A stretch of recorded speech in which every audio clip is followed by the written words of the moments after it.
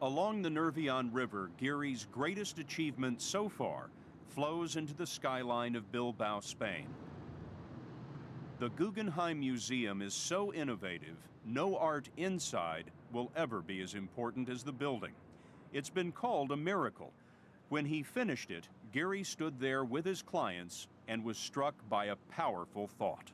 I thought it was a disaster. A disaster? I did. I looked at it, I said, oh my God. Why? Because you get self-conscious about these things. You know, you push out like I did, and then you look at it and you say, what have I done to these people? No, it's true. This is how I felt. They knew it too. They were very disturbed because I wasn't able to talk in positive terms about it.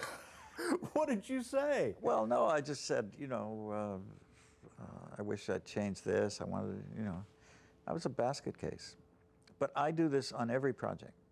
If Gehry is self-doubting, rumpled, even shy, his projects are his alter ego. There's attitude in the angles, conviction in the curves. His work is, well, out of line.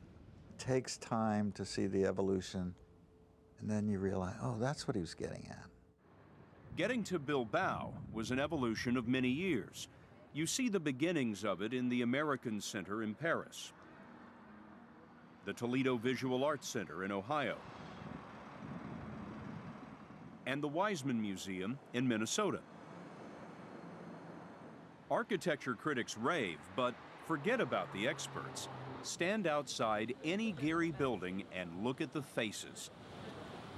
The cameras come out on Venice Beach in California, Prague in the Czech Republic, and in Bilbao.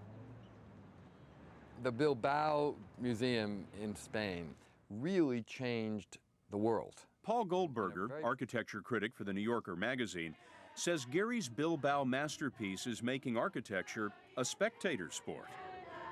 That building has been attracting all kinds of people who aren't necessarily great architecture buffs, all kinds of people who haven't gone to Europe to see a building any newer than 500 years old in their lives, and yet they're all flocking to see this one, which really is a kind of cathedral of our age. If this is a cathedral, Gehry's professional pilgrimage began with a mortal building, a little house in Santa Monica, the house he still lives in. The guy from over there came over one day when he saw it finished, and he said he didn't like it. And I said, why don't you like it? And he said, well, it's just strange. Well, imagine if it was next door to you. Gehry wrapped an existing middle-class home in a shell of corrugated steel, glass, and a chain-link fence up on the roof. The kind of stuff that Gehry saw in his neighbors' yards, but they all chose to ignore. This house had 2 big campers. There was chain-link fences, so I was just trying to become part of my middle-class neighborhood. I was trying to figure out how to fit in. But geniuses rarely do. What Gehry had created right there on Main Street was a piece of modern art. He argues that his house isn't the only thing that sticks out in the neighborhood when you see the world the way he does. I'm saying, see that black roof and that tile roof? Yeah. They're in collision. They don't fit together. If you look at that composition of that house and that house, there's a collision of ideas. Even though they're very conventional houses, they have not respected each other in any way. And if you spend a little time here, you'll realize that's an intrusion on this poor bastard. So that's the language of the city, and it's all over the place. Many voices talking at once. Yes. So I took that language and made a house with it. In 1978, the house made Gehry famous and caught the attention of the Dean of American Architecture, 96-year-old Philip Johnson. How important is Frank Gehry? He's the best architect in the world, simple as that. Best today, but where does Johnson rate Gehry against past 20th century giants like Frank Lloyd Wright, Walter Gropius, and Ludwig Mies van der Rohe? He beat us all. He beat you all. Yep, he's a better architect. And broke the concrete. Yeah, broke the concrete and the glass. The demolition of architecture as we know it is happening in Gehry's Santa Monica studio outside LA. Here, 135 designers, engineers, model makers are working on as many as 35 Gehry designs at a time.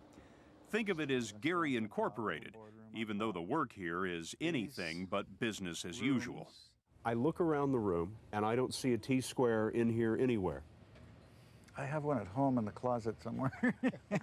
It's all done on computers now. Yes. In fact, you can't do it without the computers. Right. Tell me how it works. I haven't a clue. This is Rick Smith. Rick Smith is an aerospace engineer who brings Gehry's flights of fancy down to earth. What Frank does is he sculpts, he makes his shapes, and then we take his shape and then we get it into the computer. Frank dreams up structures that can't be built. He does, and then we have to say, Frank, here's the bounds that you can really work in. We'll take this device and actually just scribe down following the curves. In effect, he's downloading Gehry's imagination into the computer, and Gehry says it hurts. It's very hard. I have a dream image, let's call it, of this shape in my head. And when I see it on the computer, it's dried out. So I have to hold the dream image while I'm looking at this dried out image. And it's excruciating. His engineers then calculate how to support those impossible curves. For example, here's one where we've nearly modeled out the structure for the Disney Concert Hall. Take one of these out. Take that one out. Isolate it. Isolate it. It's cut like that, you see? And that's delivered to the site and numbered. It's like Tinker Toys. Tinker Toys. Assembling a erector set. It's a process that lets Gehry make a building dance, as he did with the tower in Prague they call Fred and Ginger. See what they mean? Gehry says this human form is the inspiration behind his designs. It's this feeling thing. When you're a baby, you're in your mother's arm, and the folds of the dress are very comforting. This is my theory now. That sentiment, so essential to his work, comes from a childhood filled with family but very little money. He grew up in Canada during the Depression and spent most of his weekends in his grandfather's shop. You grew up in the hardware store. Yeah, kind of. Playing with the nails and the screws and cutting glass and cutting pipe and fixing toasters and clocks and things like that. I loved it. I loved working with him. His family moved to L.A., where Gehry tried a night class in architecture, and it hit him like a ton of bricks. But before Gehry would change the way we look at buildings, he changed something about himself first. Gehry is not your real name. Right. You were born Goldberg. Why did you change it? Well, that's a very personal story. I mean, it's got to do with a former wife and anti-Semitism at the time. Fear of anti-Semitism at the time. Yeah. You saw that in Canada. I did. But, you know, we were having our first child, and she was upset and worried about it. And would I want to bring a kid into the world to go through what I did? Which was what? I used to get beaten up for killing Christ. And now the world's most famous architect is not Frank Goldberg. It is Frank Gehry. It is Frank Gehry. Phony baloney. Hardly. At the age of 73, he's true to his roots. In a sense, Gehry's still playing in the hardware store, trying to fix things. The boy who suffered for being a Jew is designing a museum of tolerance in Jerusalem, and construction has begun on a refuge for cancer patients designed for a friend, Maggie Keswick Jinks, who died of breast cancer. See how the shadow goes across? I saw a Vermeer painting that had a woman with a white shawl that had a corrugated shawl. And it reminded me of Maggie. And that's when I started to play with this corrugation. In terms of painters, critics often compare Gehry to Picasso, and critic Paul Goldberger says, like Picasso, not everyone gets Gehry's work. A lot of people still do feel that they look weird, and people are uncomfortable with weird things. There are some people who question how well some of the buildings work. They are definitely special masterworks, and sometimes they're criticized for not being more ordinary. For your money, greatest building ever designed? San Carlino.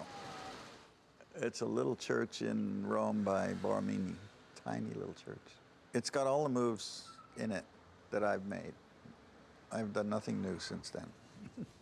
But it was done hundreds of years ago, without the computer. Without the computer. And the architect committed suicide.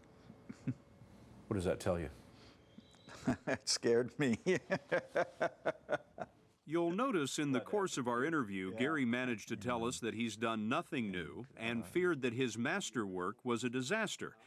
But finally, he did peer over his own wall of insecurity and admitted that he might finally see what has been in plain sight for so many others. Bilbao, when I went there the last time, I saw it for the first time as something else. I was detached enough. And as I walk around there, I see that as you turn the corner, the building does a nice thing with this, and the building does a nice thing with the bridge, and it doesn't. And I think to myself, gee, did I figure that all out?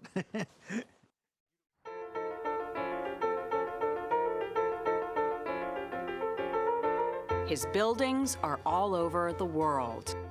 And with his swooping, exploding, and twisting designs, he's dared us to completely rethink architecture. He is 77-year-old Frank Gehry. All right, ready? Everyone, give him a kiss on his head. Go! Go! And while he says he will never stop designing buildings, now he's daring us to rethink something much more personal. When they invited you in, Yes. they just gave you carte blanche. Right, so it was like a candy store. I mean, it was just amazing when these guys called me and said, how about playing with us? And you said, game on. Oh, yeah. They are the bigwigs at Tiffany & Company, and the game is jewelry. There's a thrill of exploring the unknown, right? It's a thrill of risk. It's a thrill of which I enjoy. I do that all the time. And it's like jumping off a cliff. Gehry's jewelry and tableware are based on 6 design themes.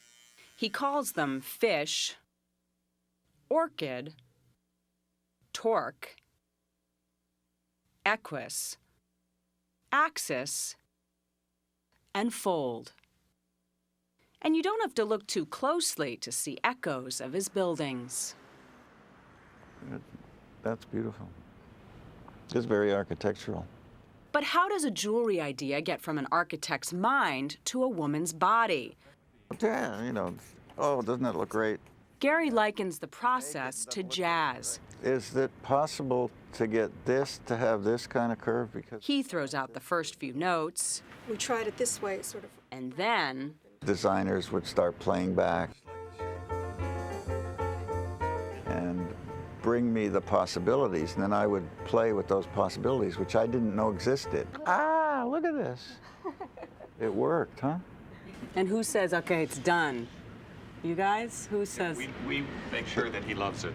Jonathan King is Tiffany's Senior Vice President of Merchandising. When the shape is right, it can be anything.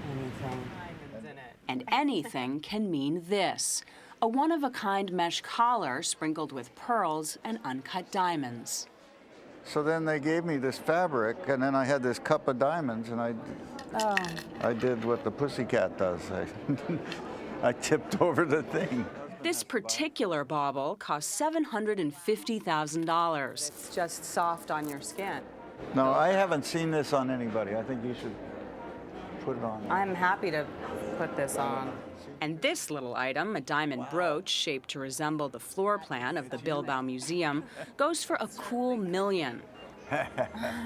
But you can wear a bit of Frank Gehry for a whole lot less than $1 million. Tiffany has made sure there's something for almost every woman's jewelry box, all the way down to this silverfish pendant for $145. Tiffany seems positively giddy over Gehry. Giddy or not, Frank Gehry says, well, I hope they're going to let me keep playing. And to that, his fans would say, what do you do? Play on. Can you make this and that? So make them. Okay. The man behind some of the most memorable structures in the world, Bill Whitaker introduces us to legendary architect Frank Gehry. For him, Design is a family affair. I think I would have wanted to be an architect. Yeah. I love this. I love It's not too late. So says the architect Frank Gehry, who at 92 is not resting on his substantial laurels. While standing outside his landmark Disney concert hall in downtown Los Angeles, we looked over at his new project going up across the street. That's a hotel. That's an apartment building. And then you have retail. Changing the face of LA again. Why not? Why not? Seeking the answer to that question has led Frank Gehry to change city skylines around the globe. He and I first met in 2003 as Disney Hall was about to open. See how these curves relate to those up there? If the inside comforts, the outside amazes. This is a curve, and that curve leads you into here. It fits in, yeah. Now, almost 20 years later, it is the iconic building of Los Angeles. People come from all over the world to see this. Wow. What is that like for you to have created something like this? Well, I see what I would do different. Seriously, that's what you see? A little bit of that, yeah. What sounds like second guessing, Frank Gehry calls creative insecurity. His constant questioning and his love of art are lifelong traits. He was born Frank Goldberg in Toronto, Canada.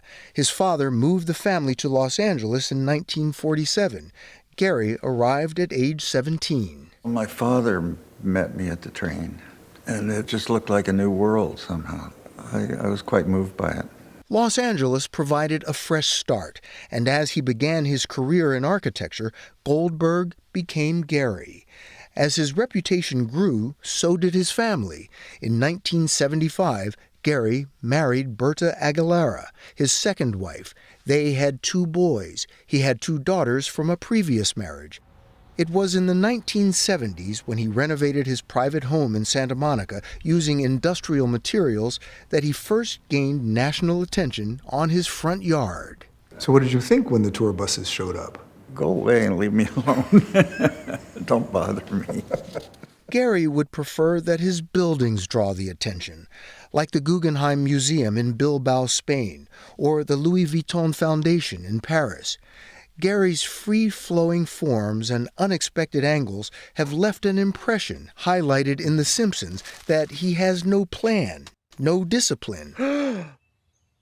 Frank Gehry, you're a genius. The impression, thanks to The Simpsons, is that a lot of your designs are extemporaneous, or even unplanned, and that is not true. No, so later in this interview, I'm going to show you the number of models and the iterations on a project and how long it took to get to the conclusion. Playful, light, surprising, graceful, his creations invite the eye, draw you in, embrace you. That personal touch has won him acclaim all over the world. Gehry's inspiration might seem a little surprising. I started drawing fish in all my building projects. To build a giant fish for the 1992 Barcelona Olympics, he adapted software created for the aerospace industry.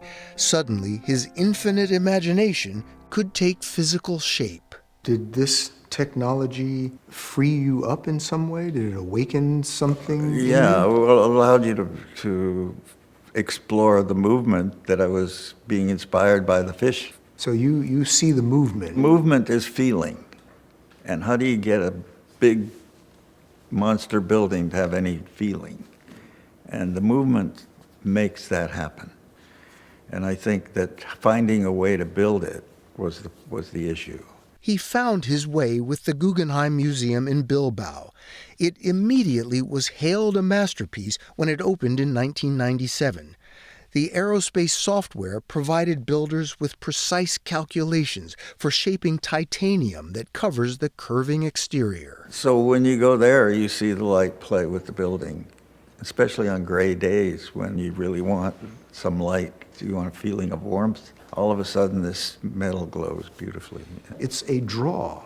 People come from far and wide to see your building. Yeah, I feel good about that. Work is the engine that drives Frank Gehry. At his design firm in Santa Monica, there are models of almost every iteration of every project. It's a wonderland for a fan of architecture, and Gehry, as promised, gave us a tour. So where does it start? I don't know. We traveled the world in here, seeing his current global projects in miniature. There's the newly opened Arts Foundation in Arles, France, where painter Vincent van Gogh spent some of his final years. Every block is just a little bit twisted. Gehry's tallest towers will rise in Canada. That's Toronto, my home and native land. Gehry Partners is a family affair. His son, Alejandro, is an artist who is painting the exteriors of a private residence designed by his father in Mexico. So I painted just more abstract-looking pieces, some that are a little bit more geometric, and tried both on these canopies. Clearly, it works. Yes, it's been pretty good. And Gehry's wife, Berta, has been keeping the books for 45 years. So this really is a mom and pop shop. Still, yes. Yeah, so we were trying to find copper. Sam Gehry is an architectural designer for his father's firm. They collaborated on the design of Frank and Berta's new Santa Monica home. You're working at one of the top design firms in the world, and you go in there and everyone's a family. And I think it inspires to bring a lot out of people and to bring the best out of them. I've been talking to your dad all day. What you just said is the first time the truth has been spoken that this is one of the top design firms in the world. Started by this gentleman right here, your dad. That's a heavy, dude. Sorry, someone had to say it. So what's the greatest lesson you've learned from your dad? Ooh. I'd say it's just that questioning of things you do. Maybe it's that creative insecurity that I'm building slowly. That questioning is actually a challenge from Frank Gehry to all architects to elevate the art of their designs. Think of people and how they're going to be inspired by your work and give them something to think about. That's what a painting does. That's what a sculpture does. And architecture is an art. So why not?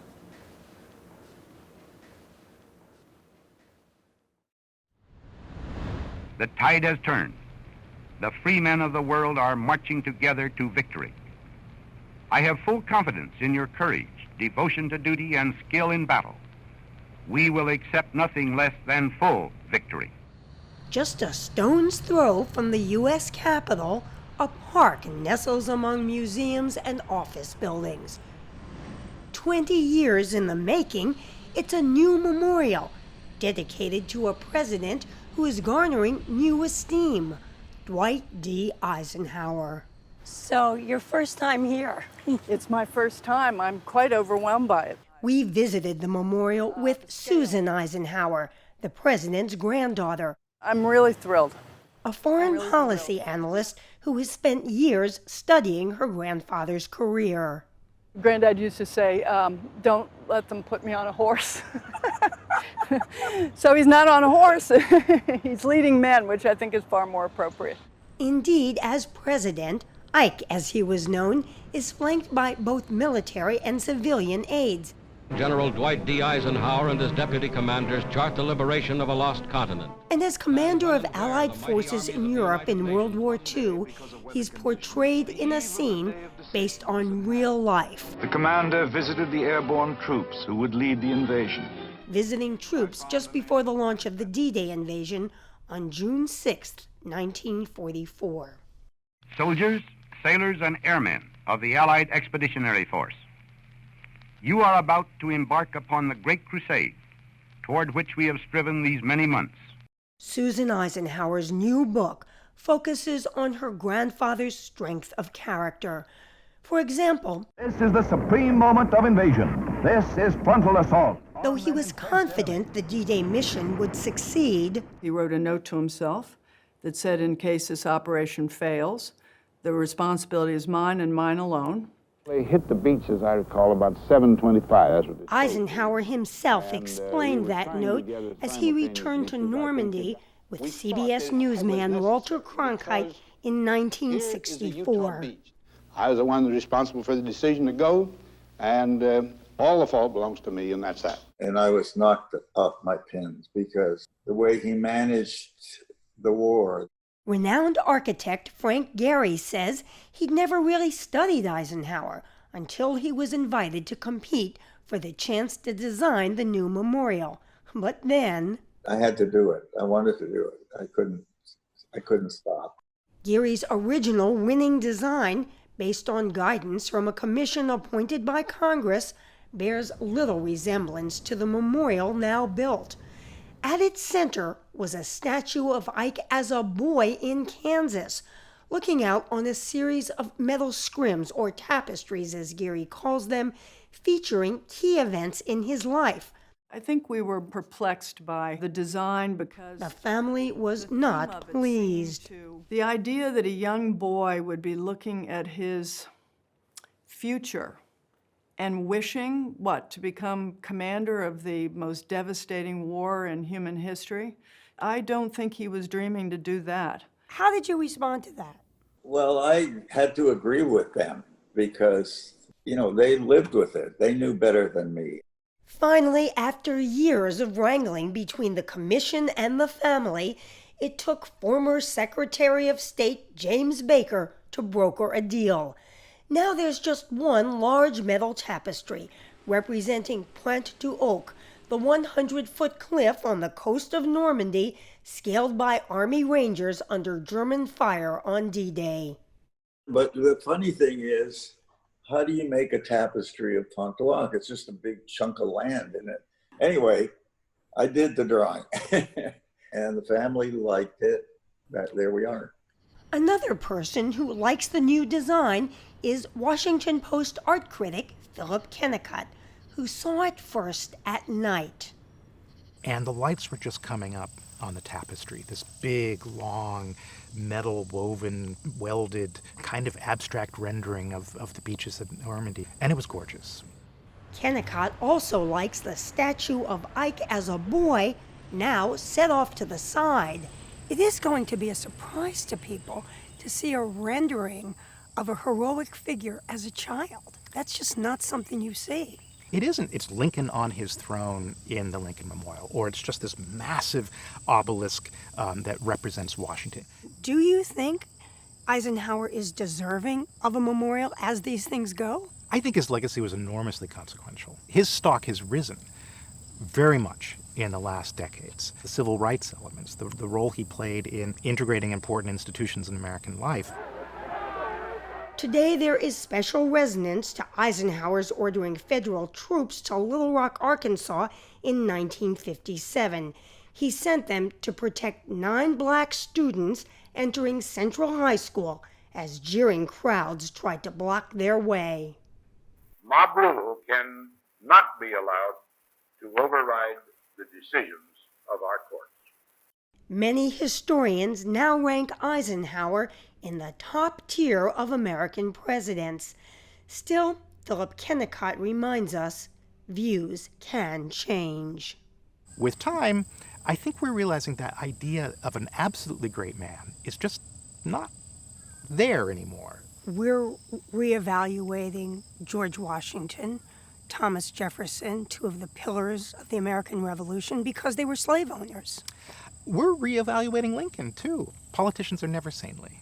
Supreme Commander General Eisenhower. But Susan Eisenhower has no doubt that her grandfather's legacy, both as general and as president, should be honored. He had such an extraordinary career. It went on for 50 years. He is a man, I think, whose values and principles can be an inspiration for rising generations, and that's what memorials are for, after all.